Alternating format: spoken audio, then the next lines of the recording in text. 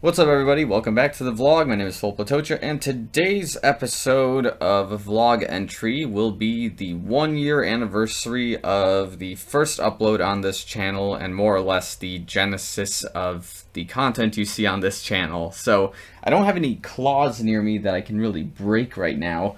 I do have some water. Maybe in a different video we'll break some claws together because, of course, just celebratory seltzers never hurt anyone. So with that in mind, cheers guys to a fun year. And yeah, I've just got some things I want to talk about, including a huge race announcement that we'll have towards the end of this video. So before we get into it, make sure you like the video, subscribe to the YouTube channel, as 2021 is going to be insane.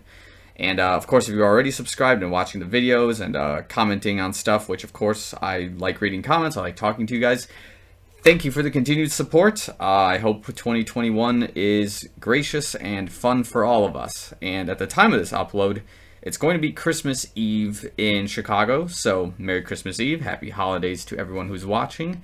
And without further ado, let's talk about what we did and did not get done in 2020.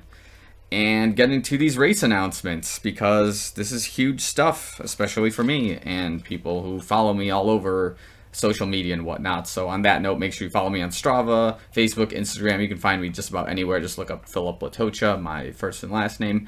Yeah, that's the best way to follow me, I guess. So let's get into it. So 2020, what a doozy of a year for sure, for everyone under the sports umbrella, and more or less just everyone in general. Yeah, it's one of those weird things where, despite, you know, these lockdowns and all these rules that got established in different cities, states, countries, ultimately, as a runner, you were still able to get by without a problem, minus the racing in some places. Now, I know there's a lot of cities and different countries that still allowed for racing, and I know towards the end of this year, there's this official announcement that triathlon is back.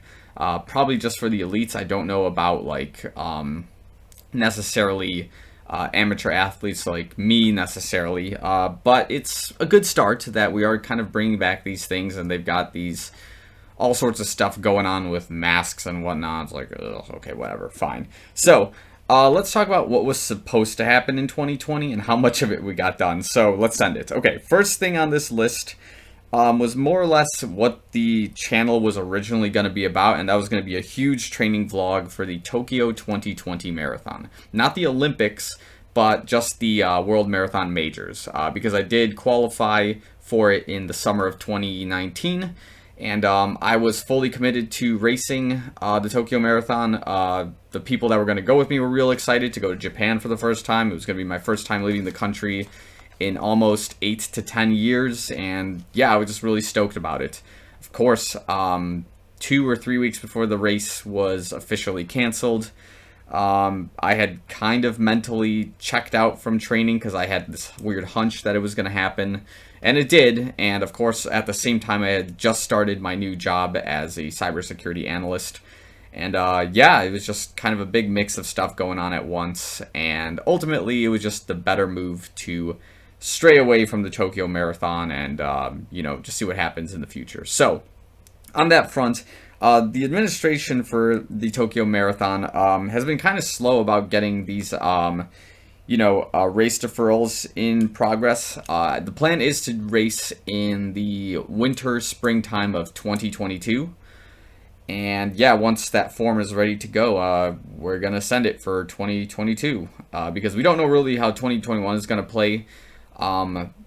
In terms of how 3 or 4 months from now is going to look for racing, but we do know how other races are going to look. So, okay, that's one thing. So the next item on my list was to run a Boston qualifier. That was huge goal number 2. So getting to the start line of Tokyo 2020 was like my number 1 goal for 2019, and I was like real stoked about it. It was real hype, and running a Boston qualifier was goal number 2. So it was very possible that I could have run the Boston qualifier in Tokyo, and it would have been officially recognized as such. Of course, that never happened, and there was very few instances in 2020 where a recognized Boston qualifier could have happened. And one of them I remember was like some marathon in Virginia, but I wasn't ready to travel to Virginia like 4 days after I ran the Chicago Marathon to attempt a Boston qualifier, which we'll get to in a second here. So, the third goal, of course, was to run the 2020 Chicago Marathon, which I did qualify for as a Legacy Marathon runner and a Legacy Shamrock Shuffle finisher. So again, that didn't happen, but they did give us a virtual option, and seeing that this is the city of Chicago, it's just home front territory, I opted in for the virtual Chicago Marathon, and we did get it done with an unofficial, semi-recognizable 3:07 marathon, because again, there's a lot of things like a few stoplights we had to take, some water breaks here and there, and of course, still running a 3:07 in those conditions is a good sign looking forward for when we get to run the official sub-3 marathon. And of course, I would like to start creating more or less that vlog entry of breaking the 3-hour barrier for myself.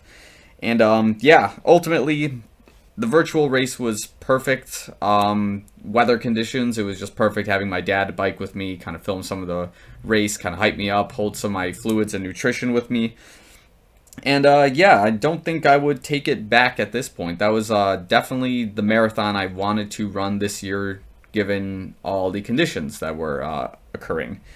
Now, of course, there was a huge surge in my Instagram followers and things like that, because the Chicago Marathon Association asked to share my Facebook post for virtual marathon finishers. I'll put that picture up here. We did discuss this in some brief instance where the rise of this photo and some stuff on the channel itself kind of hit at the same time, and now we've got a lot of followers on both social media platforms, which people I talk to all the time.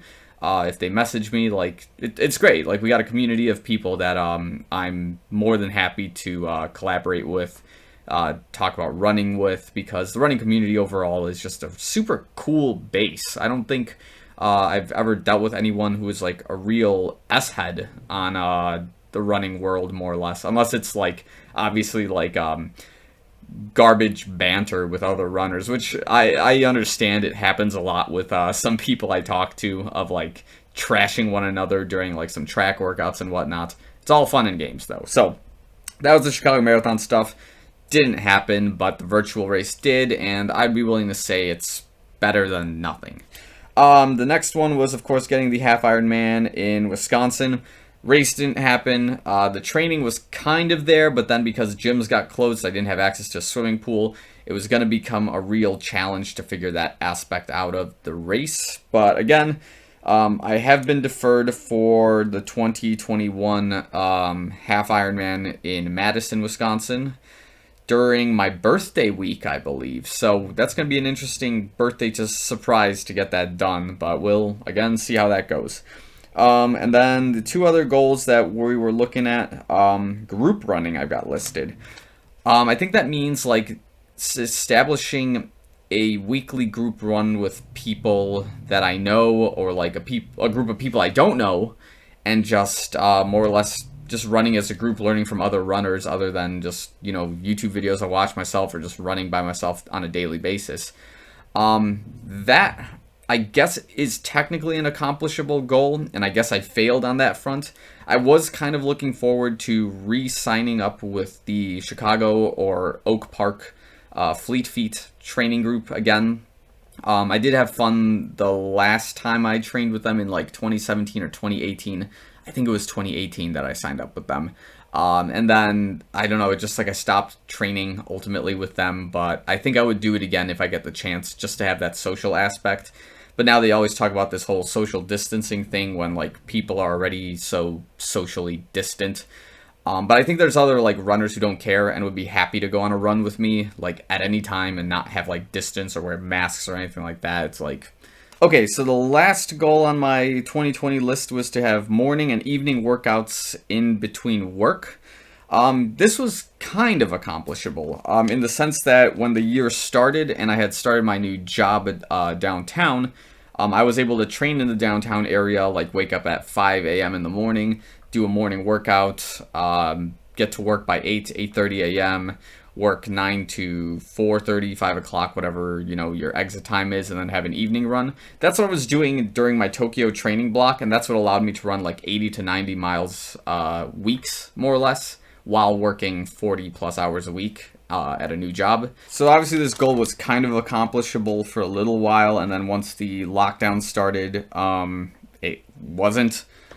Just bad habits kind of arose, but then also some interesting habits which have been highly productive for me in particular, such as like being a super night owl, being able to work on multiple things during the night. So like if I'm putting together a video and it's rendering, I can just do like, you know, my usual work, like work, and it was just fun. It was good. So, okay, this is the moment of the video you've been waiting for. What are the goals for 2021? So, let's be clear, a lot of these goals are contingent to how the stuff with the COOF is going to go, but for the most part, we're going to lay it out like this. The Boston qualifier is the most important goal for 2021. That being said, there's going to be a lot of marathon training, lots of very particular tempo runs that I'm going to have to start playing around with in order to get the appropriate paces and the appropriate endurance. So basically I lost, obviously, that sub 3 hour marathon fitness during my Tokyo 2020 training block after, you know, the whole lockdown and all that. But I know I have that fitness, and I know I can get it back, and I know at this point in time, based on the training and the results I'm seeing on my newly found Strava resurgence, because I did have a Strava account since 2014, never used it. Now I'm using it full time, and it's awesome. It's very possible I can run a 250, maybe even a 240 marathon at this point. Not right now, but in the near future, if we start adding more long runs, more exquisite tempo runs per se. So that's going to be something we're going to be looking forward to moving forward. So the Boston qualifier is goal number 1, of course. Goal number 2 is going to be contingent to, of course, like I said, how the COOF and all this is going to go. But Chicago Marathon 2021, it is on my list. That is just a given. That's not my huge race announcement because everyone knows I just run it every year at this point. This will be my 5th official marathon, and then it'll be my 6th. It'll be my. Let me take that back. It'll be my 5th official Chicago Marathon and my 6th Chicago Marathon, including the virtual races. So however you want to parse that out, that's up to you. So yeah, I'm looking forward to running the course for the 5th time in a row. Tokyo 2021 is one of the goals, and that's going to be my 2nd opportunity. And here's the big kahuna that everyone's been waiting for. The 3rd opportunity to break the Boston qualifier is now found on the fact that I have qualified for the Berlin 2021 marathon, which is exciting, and it's very confusing at the same time because I know for a fact when I signed up for that race, I was on a real White Claw bender. And I know I was laughing the whole time because I had this group chat with my friends, and they were like, oh yeah, guys, we have like a few more hours to go before, you know, the qualifying window for the Berlin Marathon is over. And I'm like, this isn't happening. And like as I'm signing up for it, like my credit cards are getting declined and whatnot because they're being charged to like Germany and whatnot. So of course I'm laughing the whole time, and I'm like, oh, it's a non-refundable $250 whatever the cost is for the Berlin Marathon. And I said, yeah, I'm not going to qualify anyway, so what's the point? So like I signed up for it and just kind of like, you know, went full send for it. And then I get an email, which I'm going to list it here because it was one of the funniest emails I read in the morning of, I think it was earlier this week that I'm making this specific video. And I thought to myself, like, wow, I'm going to Europe in 2021, assuming this whole like COOF ends, basically. So that being said, there's a contingent plan to running the Berlin Marathon in 2021, and I will start having training vlogs accordingly for that particular series, because that training vlog is going to roll over into the Chicago Marathon vlog, because the race, I think, from Berlin to Chicago is like not even like a month and a half apart. And to make things even worse, the next goal on this list, of course, is the Half Ironman Madison, Wisconsin, which happens a week and a half after the Berlin Marathon.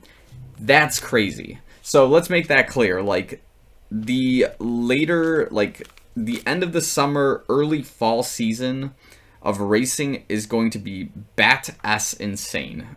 So if that doesn't sound like hype to you, like, man, I don't know what to say. Like, 3 marathons in 8 months plus a half Ironman sounds insane to me, and I am all for it.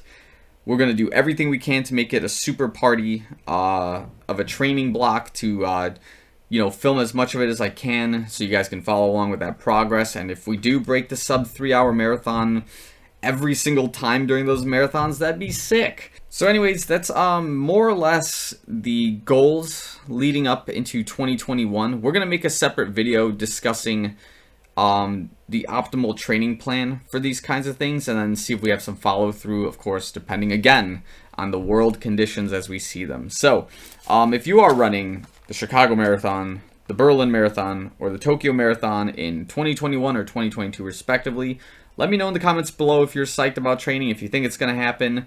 Are you going full speed ahead regardless of the outcome of the race being official or being canceled? Yeah, and then of course let me know, I guess, in the comments below if you've got any other racing goals you are looking forward to for the 2021 race season. So again, Merry Christmas from the States, and hopefully I will see you guys in the 2021 year, because it's going to be crazy as far as I'm concerned. So, thanks again for watching this video. Thank you for being a true subscriber. You guys are the real ones for this channel, and I will see you guys real soon.